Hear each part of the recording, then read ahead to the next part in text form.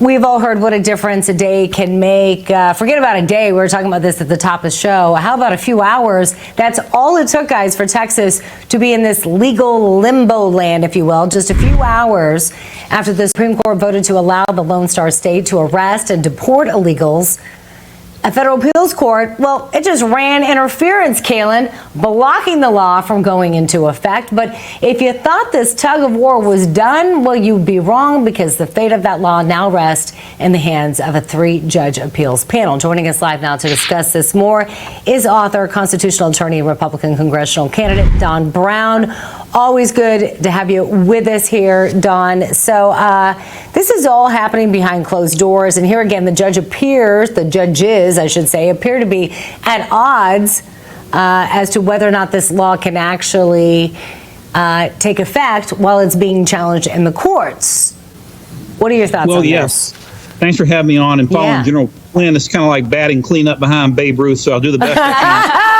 Don't sell yourself short. Come on. That's right. Listen, first off, there appears to be this irreconcilable ping-pong game going on between the Fifth Circuit and SCOTUS. Listen, here's the thing that I hope Attorney General Paxton and other conservatives will focus on. What's happening at the border in Texas, Arizona, New Mexico, and California is not an immigration problem. In fact, the United States Constitution doesn't even use the phrase immigration. What we have is an invasion issue, okay? And Article 4, Section 4 says the United States shall guarantee the states a Republican form of government and protect the states against invasion. And so what happens is we try to argue immigration, and that allows the liberals to come in and say, well, immigration is reserved to the federal government, not the states. First off, the Constitution talks about naturalization, not immigration, but that's the process by which we become citizens. When you have mass people coming across the border and bringing a deadly chemical weapon like fentanyl, this is immigration. Texas has the constitutional right under Articles 9 and 10, the right to self-defense, to protect itself against this invasion, regardless of what the Fifth Circuit is saying in this case. And I hope that Governor Abbott and the Texas legislature will hold their own on this.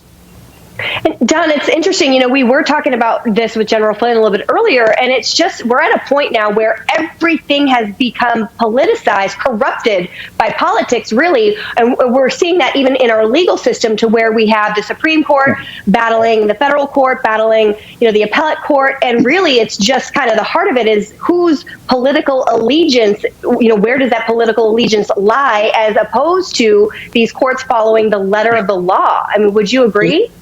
Yes, to the governor of Texas and the members of, especially Republican members of the Texas legislature, our allegiance must be to the United States Constitution.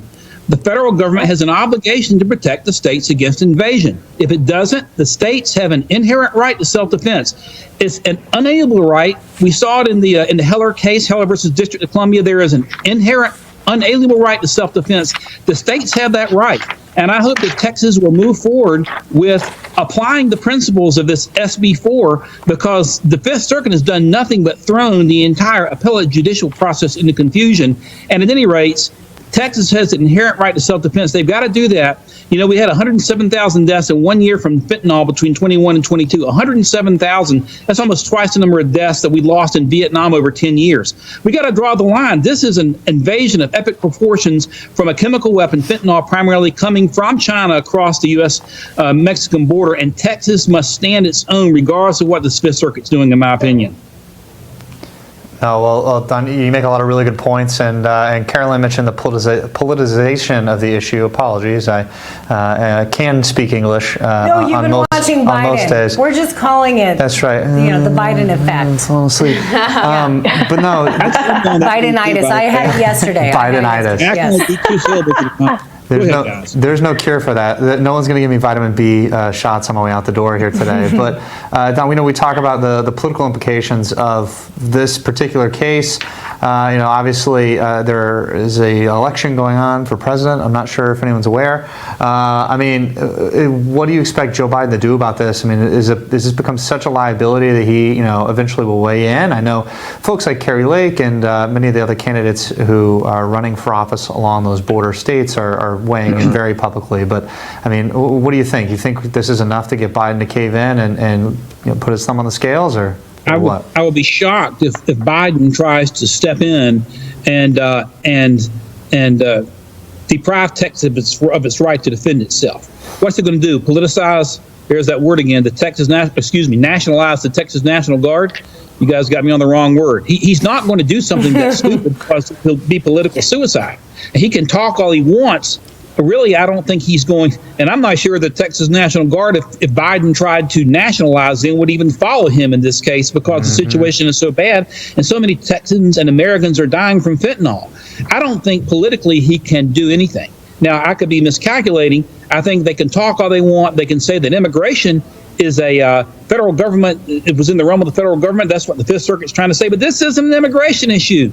When you have masses of people pouring across the border, that is an invasion that falls under Article 4, Section 4. So I don't think there's a lot that he can do. They might squeak a bit. They might continue to try to battle. They might see if Texas will fall back and bluff based on the confusion that the Fifth Circuit has now created. But I don't think there's a lot that he can do. And it's kind of like, we sued him over his vax mandates. He finally backed down when our case got to the Fourth Circuit, not because I'm a brilliant lawyer or anything like that. I had about 100 plaintiffs, but because the political winds were blowing against him. And I don't think he can't be that stupid to try to step in and try to prevent Texas from protecting itself when they don't have anybody else to help them.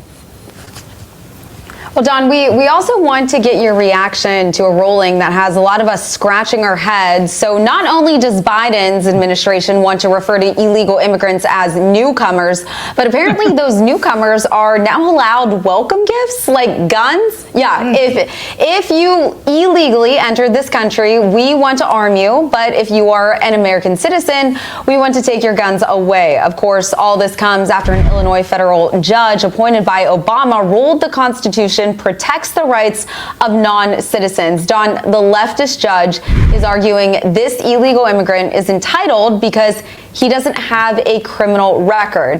He broke the law when he illegally entered, though, right? Of course he did, and this is a counterintuitive decision from a Democrat Obama judge. Ordinarily, their decisions are anti-Second Amendment. But you see, y'all, the left is trying to push this false narrative under the whole globalization movement that illegals have constitutional rights. And so they would rather go ahead and extend Second Amendment rights to an illegal to set the precedent. They have constitutional rights to give them more protection when they break the law illegally. And so it is counterintuitive, but it's part of this whole globalist false agenda. You go to the preamble of the Constitution, we, the people of the United States, and we're to form more perfect union, not the illegals. Don, we got to make America great again. This election can't happen fast enough. This is insanity. Thank you so much for joining us. Always good to have you. Appreciate it, guys. Have a good one. Thanks. All right, coming up, the